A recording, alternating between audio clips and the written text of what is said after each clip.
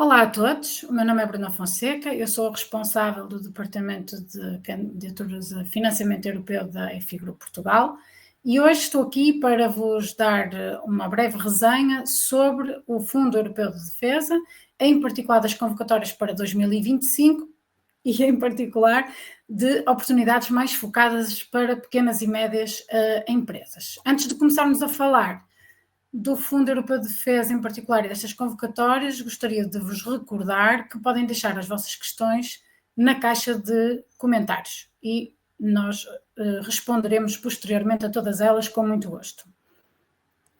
Então, o que é este Fundo Europeu de Defesa? O Fundo Europeu de Defesa é um instrumento da Comissão Europeia que pretende apoiar a investigação e o desenvolvimento, como é óbvio, nas áreas da defesa, e que tem como principais objetivos promover a cooperação entre empresas, incluindo pequenas e médias empresas e atores de investigação em toda a União, impulsionar o desenvolvimento de capacidades de defesa e ajudar as empresas da União Europeia a desenvolver tecnologias e equipamentos de defesa de ponta e interoperáveis. No dia 30 de janeiro deste ano, a Comissão Europeia adotou o 5º programa de trabalhos deste fundo. E quais são os princípios que regem a implementação deste fundo? Como é óbvio, ter um valor acrescentado para a União através de princípios como a cooperação, e estamos aqui a falar de cooperação tanto entre entidades como entre Estados-membros, a inclusão, ou seja, oportunidades justas para todas as empresas de todas as dimensões, sendo que há um particular incentivo à participação de PMEs, a inovação, como sempre, como em qualquer programa de investigação e desenvolvimento da Comissão, apoiando esquemas de inovação por toda a União e com uma particularidade, neste caso, de ter entre 4% a 8% do seu orçamento dedicado a tecnologias disruptivas, as tão faladas tecnologias disruptivas. Criar autonomia estratégica, ou promover autonomia estratégica, também muito falada nos dias de hoje e cada vez mais, portanto, deixarmos de ter controle de países que não integrem a União Europeia sobre uma questão tão importante para nós como é a nossa defesa. Em particular, nesta convocatória, teremos a participação de Estados-membros e de países associados apenas a Noruega, e depois, como é óbvio, promover sinergias, complementaridade, de uma forma consistente. Em último lugar, mas talvez devesse ter referido em primeiro, é importante estar, como é óbvio, alinhado com as prioridades e as políticas europeias, que neste momento incluem a defesa. Para já, e antes de vos dar, digamos, uma perspectiva daquilo que é a atual convocatória, a convocatória de 2025, deixo-vos alguns números daquilo que tem sido a participação neste programa, desde 21 a 24. Como podem ver, o número de propostas submetidas aumentou tendencialmente, apenas com uma redução em 2022. A taxa ou seja, a percentagem de orçamento tem-se mantido mais ou menos constante para as PMEs e temos uma participação também constante da tipologia de entidades, quer sejam de Estados-membros ou da Noruega. Os dados de 2024 ainda estão incompletos, porque ainda estão a ser avaliadas estas propostas, mas já podemos ver que temos 25% mais de propostas submetidas, um indicativo daquilo que é o atual cenário. A convocatória de 2025 tem alocados 1.000 milhões de euros, ou mais de 1.000 milhões de euros, abriu em meados de fevereiro de 2025 e o prazo para submissão termina no dia 16 de outubro de 2025.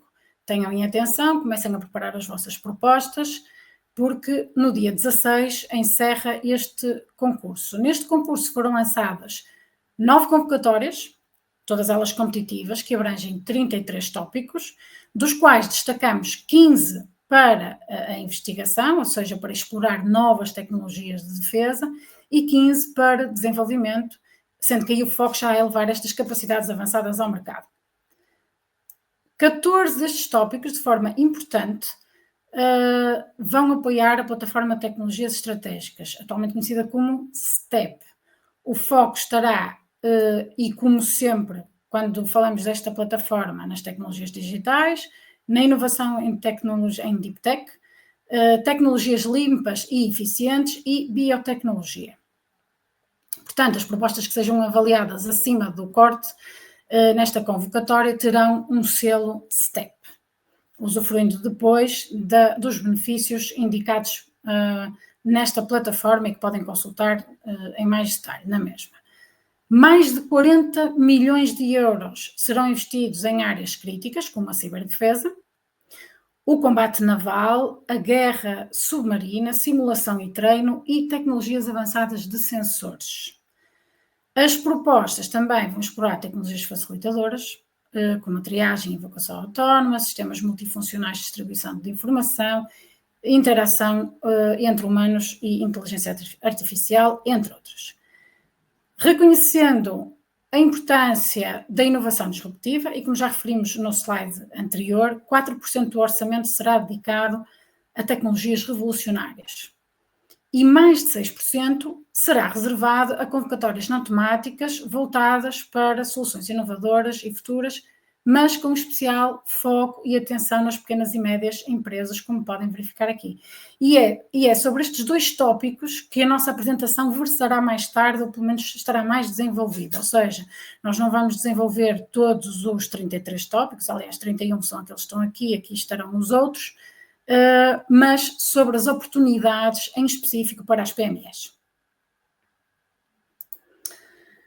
Que tipo de ações e como é que estas são financiadas ou serão financiadas no âmbito deste concurso? Portanto, serão financiadas ações de investigação, portanto, investigação aplicada ao fundamental, entre TRL 4 e 5, e aqui espera-se uma taxa de financiamento para este tipo de ações a 100%.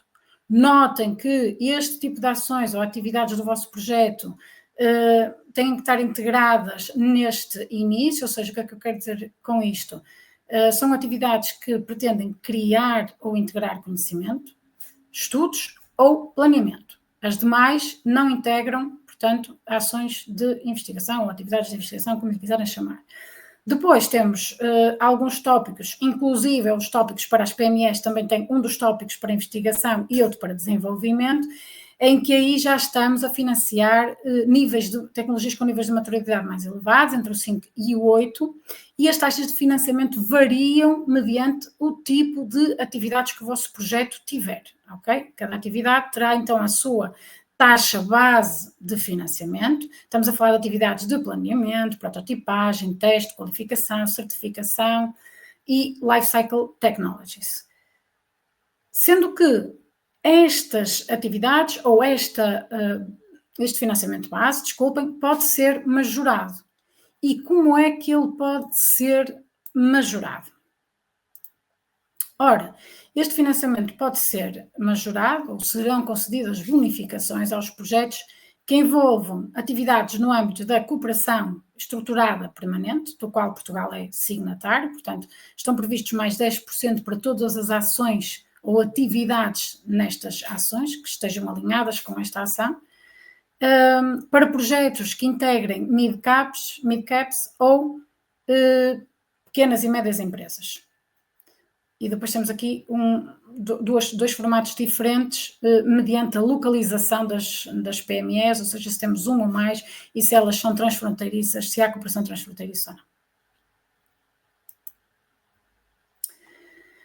Quais são as condições de elegibilidade, nomeadamente que tipo de custos, uma vez que já falamos das taxas de financiamento, é que são elegíveis neste concurso, nesta convocatória? Portanto, temos os custos indiretos, os indiretos e alguns mais específicos, em particular o financiamento a entidades terceiras. Os habituais, custos com pessoal, viagens, equipamentos, consumíveis, subcontratação e outros que não estejam previstos neste texto, Os custos indiretos serão financiados a uma taxa base de 25% da totalidade dos diretos. Há uns aspectos-chave que gostava de mencionar que também têm a ver com a elegibilidade. Já falamos do STEP, portanto, da possibilidade de projetos que não tenham financiamento, mas que sejam muito bem avaliados, de obterem um selo STEP. Mas é importante referir também que quer os beneficiários, quer os subcontratados no âmbito destas ações têm que estar baseados na União Europeia ou na Noruega, neste caso, que é o país associado e elegível nesta convocatória. Portanto, e não podem ser controlados por nenhum país terceiro, ok, que não seja associado ou membro da UE. No que respeita o consórcio, quais são as condições que seguimos com as condições de elegibilidade? Teremos que ter um mínimo de 3 entidades de 3 países diferentes, de 3 países elegíveis diferentes. Algumas convocatórias terão uma ligeira diferença, que estará claramente indicado no texto do tópico. Já referimos anteriormente esta condição e esta também, portanto, têm que estar baseados quer os beneficiários, quer os subcontratados em países da União ou país associado elegível, não podem estar sob o controle de países terceiros que não estejam nos países, ou que não integrem os países associados. Os resultados esses são livres de impactarem em qualquer entidade e em qualquer geografia mundial. E depois, como é óbvio, têm que estar em concordância com a lei internacional e os mais altos padrões éticos.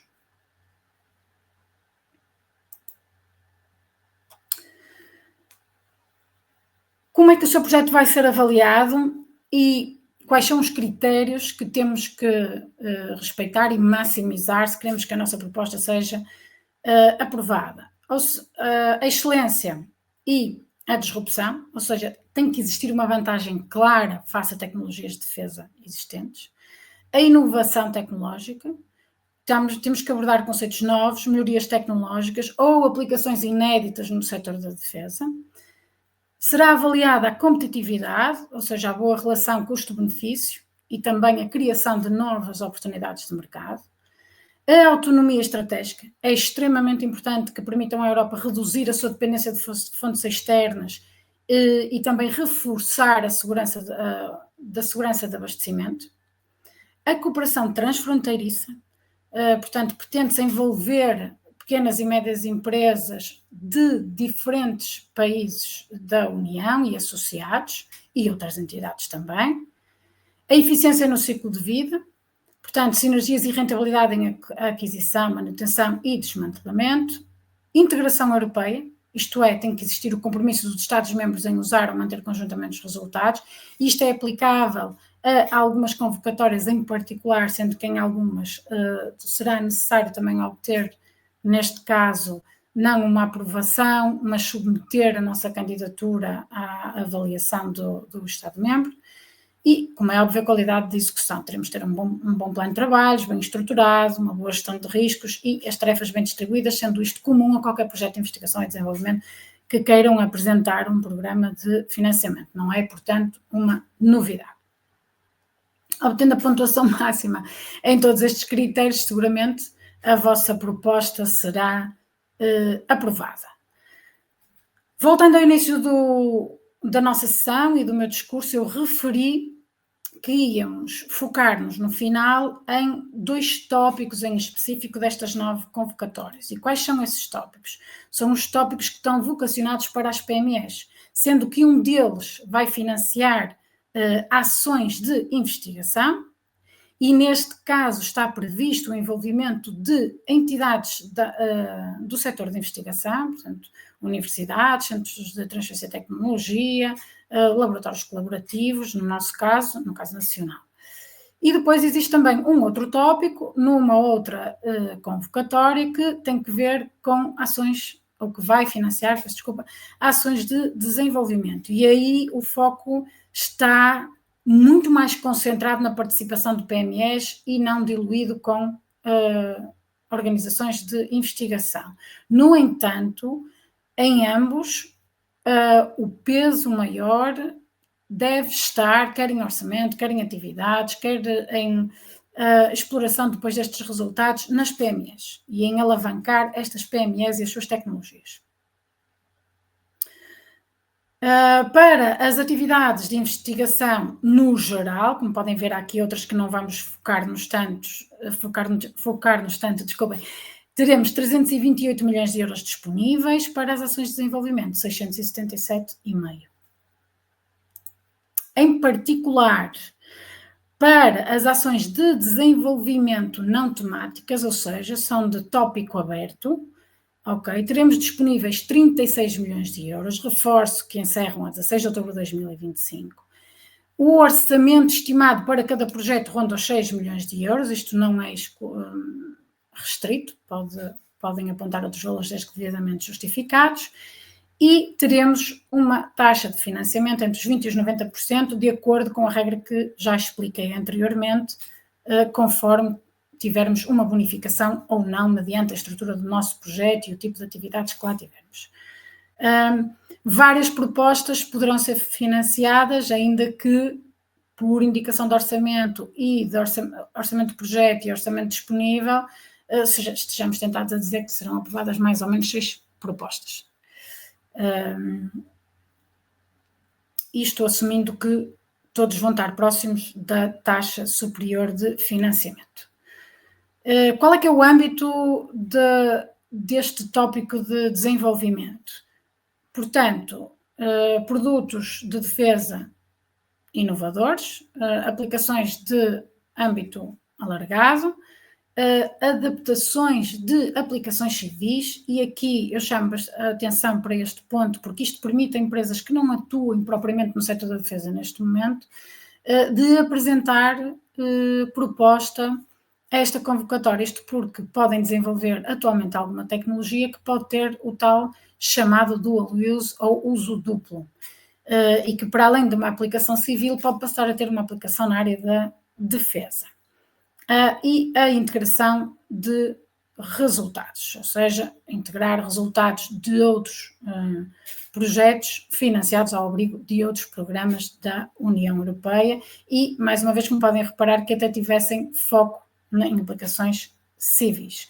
Como é óbvio, espera-se que impacte na economia e na defesa europeia, portanto que se desenvolvam rapidamente soluções com um bom custo-benefício, que se explorem conceitos disruptivos, portanto o financiamento, que este financiamento permite às empresas, às PMEs, explorar e desenvolver mais rapidamente as tecnologias que possam ter na calha, aumentar também a sua capacidade de inovação, como é óbvio, criar novos mercados e fortalecer as redes de abastecimento europeias, com mais produtos, processos e serviços.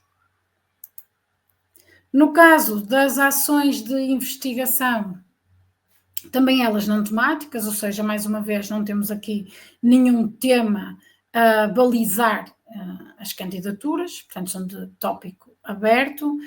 O âmbito é extremamente semelhante ao anterior. Como é óbvio, aqui vamos ter atividades de investigação e desenvolvimento que vimos atrás, que passam pela criação e integração de conhecimento, o desenho e o planeamento.